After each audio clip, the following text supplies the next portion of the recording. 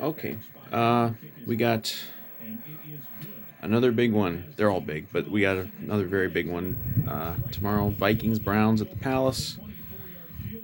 This has been a nice feel good week. We haven't had there hasn't been nearly the bickering, the angst amongst fans, media, everybody. Everyone's kind of accepted that hey, they played a good game, got a good win, and that they are a pretty good team. They just you know they had some bad luck, really, with the first two losses. Um, I'm not quite as confident about this one as I was about the Seattle game. I was very confident, obviously with tons of anxiety, but I was very confident that they were going to win the Seattle game. This I think the Vikings are going to win tomorrow as well. I'm not as confident. I don't really have a reason for why I'm not as confident. I mean, obviously, like our run defense has still been iffy, and Cleveland runs the ball like crazy. So you know, um, so that might be the reason. But obviously, the big story with this is like the return of Kevin Stefanski, who you throw a rock and you'll hit a Vikings fan who is mad that we didn't fire Zimmer 2 years ago and keep Stefanski. Um, I think we're still way too early to know if that was like a Childress Tomlin situation really, or I wouldn't say Dungy Green because I mean for God's sakes Dennis Green was still very successful for like a bunch of years, but you know obviously Stefanski's done well with Cleveland. I mean he's got a loaded roster. He kind of inherited a great situation that just a lot of other coaches had fucked up. Um, but when you have you know the the student versus the teacher, I guess. Although obviously they coach different sides of the ball, really. But that could go either way. It could be that Zimmer knows Stefanski well enough to you know to derail some of what he wants to do, but it also could be that Stefanski knows Zimmer well enough to coach against his defense. So that could go either way. No idea. Injury wise, we're not too bad. I saw that Michael Pierce is questionable. We certainly don't want to be without any of our run stoppers in this game. So hopefully he gets out there. Uh, Dalvin might play. It's kind of a similar thing to last week.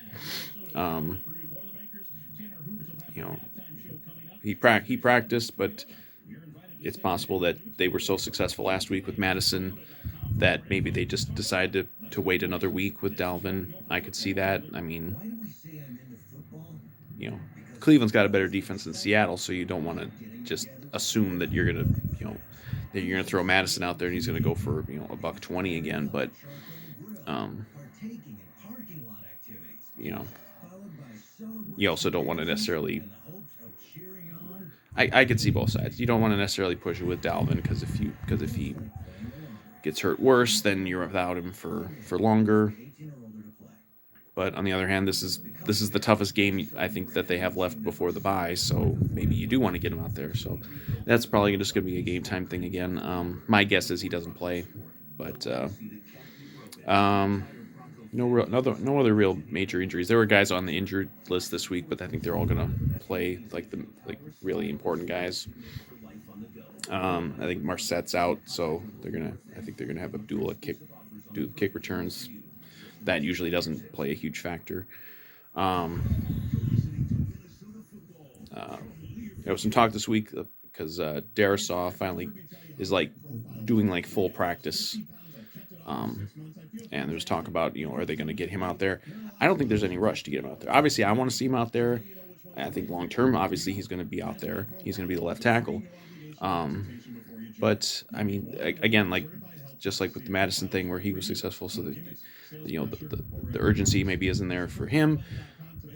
For Dalvin, like there's not necessarily the urgency to get Darisaw out there because the offensive line has played pretty damn good the last 2 weeks, and they're facing another. I guess it's gonna be probably Miles Garrett against Rashad Hill, another tough matchup. But they had everyone was doomsaying going into week 2 because it was Hill against Chandler Jones, and Hill held up very, very well, and Hill was very good last week. I think you give him, you know, obviously they are going to give him the Darisaul's not starting, but I don't think there's a rush yet. I think maybe if you really struggle, maybe like if first half is some sort of Cincinnati like disaster, and they're really just pounding the hell out of Kirk, maybe you do put Darisaw out there. I mean, it's not, you don't want to necessarily throw him into the fire like that, but he's got to get out there at some point. I think they would prefer to, if they were going to actually throw him out there to start a game, I'm sure they would prefer throwing him out there against a Detroit or somebody like that. But he's going to be active. I think that's pretty much a guarantee. Because I don't think they have another attack. I think they put that Blake Brandel on the practice squad now, so he's maybe they would bring him up. But you know the offensive line I think has earned. They've had 2 good games in a row. I think they've earned the right to kind of keep going with this thing. Until they have to make a change, and I'm sure they will. I'm sure that we're gonna. I would absolutely guarantee that we see Darisaw this year. Why Davis? I don't know, because Oli Udo's played really well. I think he's like a top 10 ranked guard in the league, so it's possible that we might not see Davis for a while. What else? I should take notes before I do this. But yeah, I mean, I kind of expect this to be another high scoring game. You're probably going to have to get in the 30s to win. The defense has been improved week by week. Obviously, they, 2.5 quarters, they didn't give up anything to Russell Wilson last week. I'm hoping that not that Baker Mayfield can't move around, but he can't do what Wilson and Murray can do. So I'm kind of curious now to see this pass rush go against a less mobile quarterback, and see what they can maybe get done.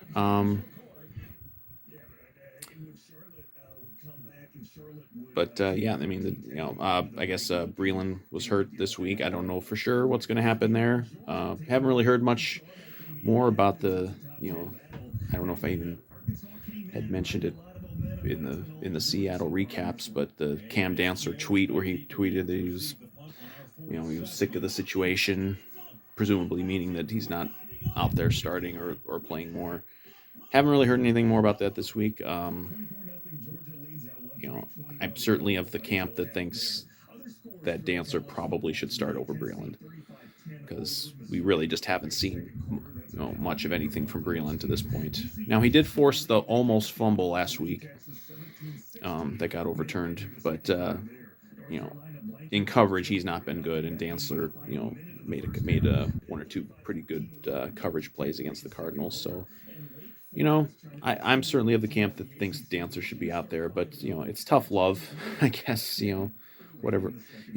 We people act like they know the full story there, but we don't know the story. We don't know what's going on there. It was everyone was kind of wondering, what happened with Dantzler that pushed him so far down the depth chart. We don't know. We frankly don't know, and maybe he's got some attitude issues, and we may never know. But the people who hate Zimmer have obviously jumped on that as why is he doing this? Why is he not playing Dantzler? I think he should get out there. Myself, I think Dantzler should play. I think he should probably be starting over Breland, and maybe he will be soon. And I think a lot of these guys they brought in in the offseason, they've already been paying dividends. I don't think Breland has.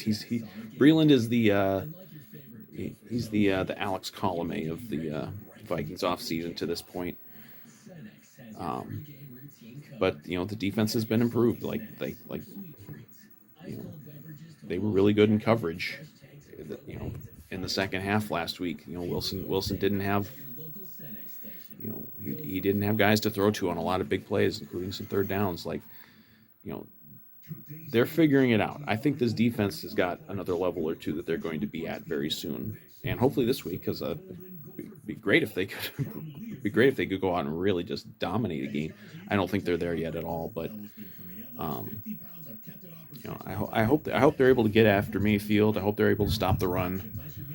Okay, I don't expect this. Like I said, I don't expect this to be a game in the 20s. I expect it to be another game up in the 30s, and you're going to have to score a lot of points. And I think they can score a lot of points if they have another, good game from the line.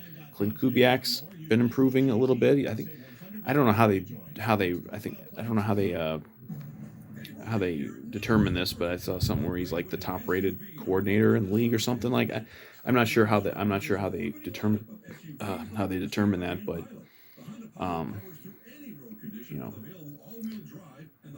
who knows. Who knows? But I mean, he definitely called a great game last week, and I hope he calls another great game this week because we're gonna need points. We're gonna, especially if there's no Dalvin out there, we're gonna need a lot of creativity. We're gonna need good offensive line. We're gonna need it all. This is, you know, the win last week was huge.